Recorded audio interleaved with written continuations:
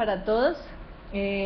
Somos el grupo 5, Rocío Gómez, Jensi Díaz y quien les habla Yelitza Ortiz, nuestro tutor Fernando Torres. Y la presentación del día de hoy tiene que ver con las dificultades y errores para nuestro tema de la elipse. El índice, que lo estructuramos de la siguiente forma: dificultades y errores previstos, modificaciones a las capacidades y errores, ejemplo de dificultades y errores, revisión de las expectativas de aprendizaje y por último las referencias. Entonces, como primer, digamos, apartado del trabajo que tiene que ver con dificultades y errores, quisimos colocar, pues se ve un poco, digamos, denso los errores que colocamos, quisimos ponerlos ahí para que pues de pronto los visualizaran ustedes y puedan de pronto leer alguno, pero quiero tener en cuenta, digamos, la generalidad de esos errores que son las dificultades. Presentamos o redactamos 5 dificultades para el tema de la elipse horizontal con centro en 0, 0. Y nuestra primera dificultad dice: dificultad para identificar y representar geométricamente los elementos de la elipse. Entonces, aparte de las recomendaciones del tutor y de la profe, de la formadora, pues nos ayudamos tratando como de ser más específicos a la hora de generar los errores para esa dificultad. Y pues obviamente tiene que ver con los elementos de la elipse, como por lo menos el error 5 que dice: confunde eje focal o principal con el eje normal o secundario, y pues vienen específicos ya, digamos, los otros elementos de la elipse para esta dificultad.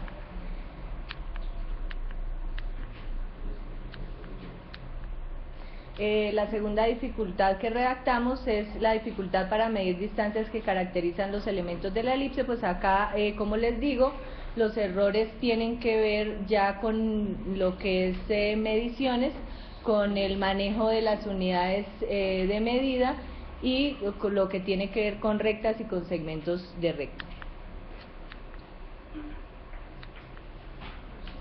La dificultad 3, dificultad para reconocer la relación existente entre el plano cartesiano y el sistema de representación gráfico de la elipse horizontal con centro en el origen. Entonces, quisimos ubicar algunos errores que cometen los estudiantes a partir de la elipse horizontal con centro en el origen y ver que pueden confundir las coordenadas del plano cartesiano, o de pronto que ubiquen los focos sobre el eje normal, porque pues lo que pretendemos es trabajar con una elipse horizontal. Entonces colocamos ese error también porque lo puede hacer verticalmente.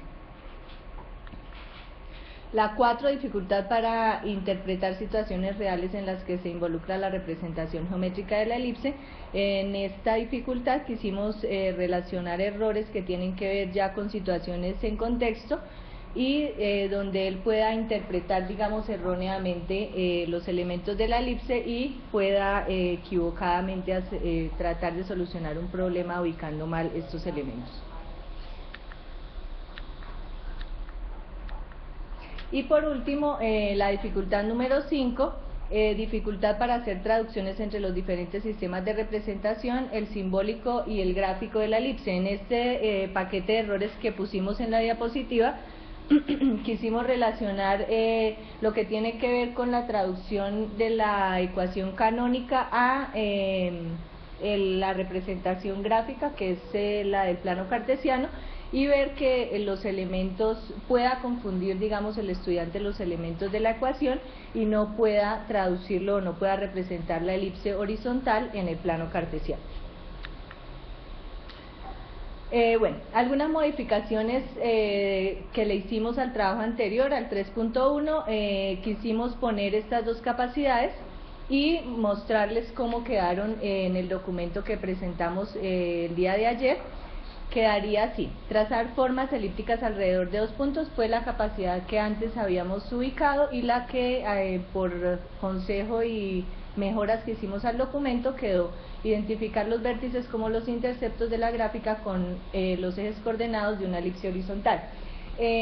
Pues hemos sido como muy generales, digamos, en la generación de las capacidades y también de los errores, es lo que, digamos, más nos han corregido. Entonces hemos tratado de buscar ser más específico con cada capacidad y con cada dificultad y con cada error.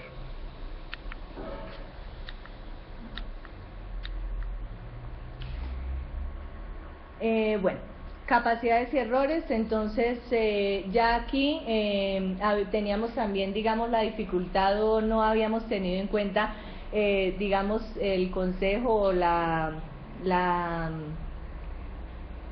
referencia de que cada error tenía que estar obviamente relacionado dentro de una dificultad, o varios errores dentro de una dificultad, y obviamente tenían que ver con una capacidad.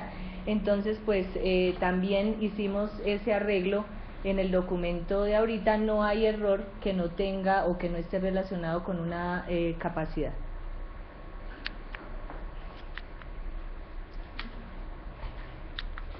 Bueno, acá es otro ejemplo de lo que les digo. Entonces la capacidad se relaciona con una dificultad, y lo del paquete de errores que tienen que ver con esa dificultad. Bueno, acá les cuento, nosotros quisimos trabajar algunas tareas con los estudiantes de grado 10º del colegio donde vamos a aplicar la unidad didáctica, y quisimos mostrar ejemplos de las dificultades y errores que ellos presentaron en el momento de desarrollar las tareas. Este primer ejemplo de error es cuando se les da que sumen la distancia entre los focos a un punto, y ellos presentan estas medidas, y lo que pasa es que por no ser tan, digamos, específicas, y como se pueden dar en decimal, ven ustedes que la constante nunca se da. Entonces ese fue uno de los errores que redactamos, porque nunca va a encontrar la constante de la elipse a partir de este tipo de mediciones, y la cambiamos la tarea para trabajarla en Cabri, para que las medidas, digamos, ya el programa las dé, y sea pues que el estudiante simplemente sume esas medidas ya específicas y puedan generar la constante de la elipse. Ejemplos y dificultades. Otro es que ubiquen mal las coordenadas en el plano. Entonces él está confundiendo abscisa y ordenada en el plano cartesiano, y pues sería la ubicación de un foco y de un vértice que lo está ubicando mal. En cuanto a las expectativas de aprendizaje, cambiamos algunos conocimientos previos. Estos fueron los que se cambiaron, pues mejorando el documento.